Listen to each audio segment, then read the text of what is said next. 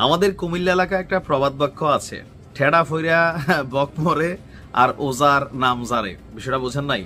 কাকতালীয় যে হঠাৎ করে আকাশে বজ্রপাত হয়েছে, একটা বক পইরা মরে গেছে, ওঝা বলতেছে আমি বজ্রপাত দিয়া বক মারছি। তবে আমরা ক্রেডিটের বিষয়টা ডক্টর ইউনূসের সাথে কিভাবে চলে আসলো, বা অনেকেই বলছেন বাংলাদেশ থেকে যুক্তরাজ্য সফরে যাওয়ার আগে আমরা সরকারের পক্ষ থেকে শুনছিলাম যে এই সফরের একটা প্রধান উদ্দেশ্য হচ্ছে বাংলাদেশ থেকে যে টাকাগুলা যুক্তরাজ্য অথবা ইউরোপে পাচার হয়ে গেছে সেই টাকাগুলোকে ফিরিয়ে আনা সরকারের খুবই প্রধান একটা এজেন্ডা। আর আমাদের প্রধান উপদেষ্টা ডক্টর মোহাম্মদ ইউনূস যুক্তরাজ্যে যাওয়ার ঠিক পরদিনই এই সুসংবাদ এলো। তবে এটা আওয়ামী লীগের জন্য নিঃসন্দেহে দুঃসংবাদ।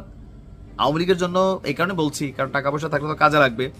তবে লুটেরাদের জন্য বড় দুঃসংবাদ। দর্শক, আওয়ামী লীগ সরকার ক্ষমতায় থাকতে বাংলাদেশের সাবেক ভূমিমন্ত্রী সাইফুজ্জামান চৌধুরী